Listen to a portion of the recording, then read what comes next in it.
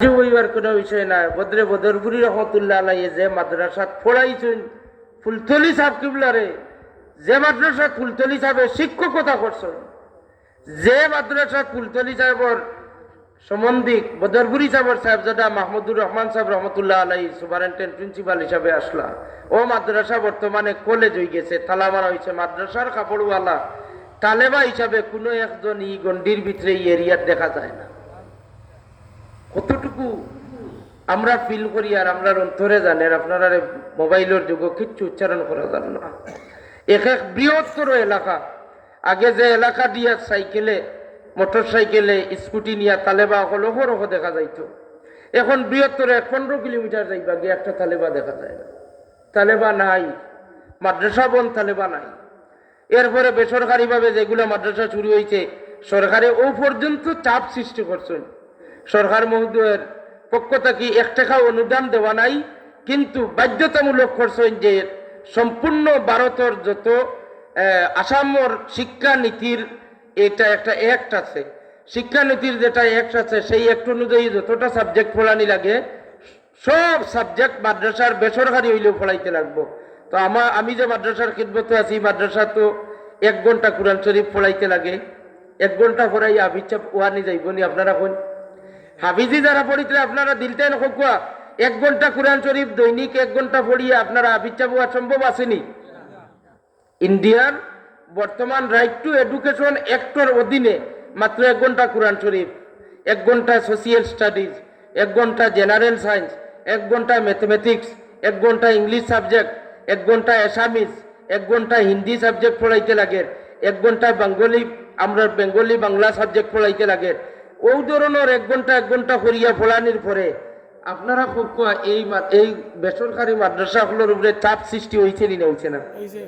যে আবিচ্ছাপ দিয়া এক মাদ্রাসা শুরু করিয়া চালাইয়া নেওয়া যাইতো, সেই মাদ্রাসার সরকারের সায়েন্সের একজন টিচার বাধ্যতামূলক আনা লাগছে, বিএসসি একজন আনা লাগছে, একজন একটা সায়েন্স এবং ম্যাথ দুইটা স্কুলাইয়া যাইতে পারবা, ইংলিশের একজন আলাদা টিচার লাগে, সোশিয়াল স্টাডিজ আর বাংলার আর একজন টিচার বাড়িছেন।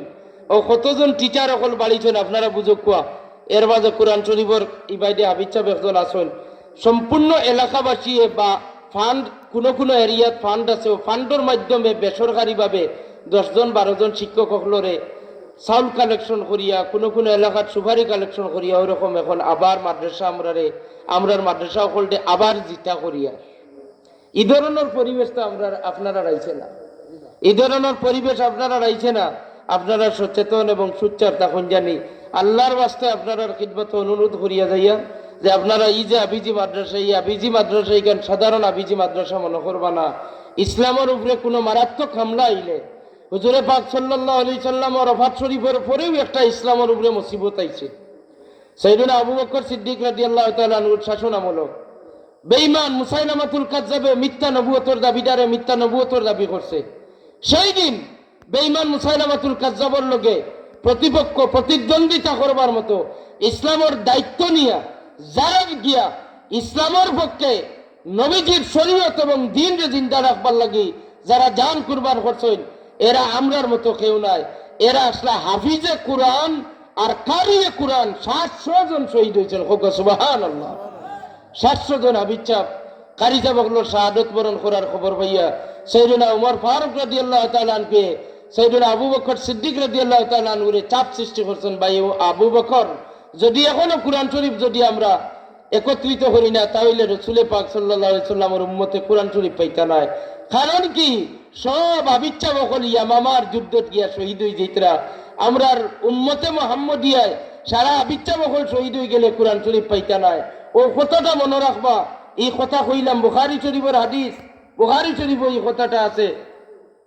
আপনারা এলাকাবাসী হাফিজি মাদ্রাসারে গুরুত্ব দিবা ও করতে যে আপনার পরের জেনারেশনও হয়তো ইলা মুসিবত আইতো নাই, এর পরের জেনারেশনও ইলা মুসিবত আইব। দিনের লাগিন একজন ইমানদার খাড়া হইয়া প্রতিবাদ করনেওয়ালা, দিন ইসলামের পক্ষে কথা করনেওয়ালা, দিন ইসলামের লাগিন জান কুরবান করনেওয়ালা ইলা একজন এলাকার মাঝে পাইতা নাই। সেই দিন হয়তো এই আবিজিয়া মাদ্রাসার একজন আবিচ্ছাপ একজন কারি যাবে হয়তো আপনার কান্ডারি হইয়া আপনারা সেই দামনের মাঝে দরিয়া রাখতে পারেন। আল্লাহ এই হাবিজিয়া মাদ্রাসা তাকিন এই ধরনের দাগি ইলাল্লাহ, এই ধরনের একজন দাগি হিসাবে, দিনের দায়ী হিসাবে, খাদিম হিসাবে হাবিচ্চা বকলর মাধ্যমে লায়ক খিদমতগার হাবিচ্চা বকলর মাধ্যমে একজন দাগি দিনের খাদিম বকল বাহির করিয়া দেও সারা আল্লাহুম্মা আমিন ওয়া আখিরু দাওয়ানা।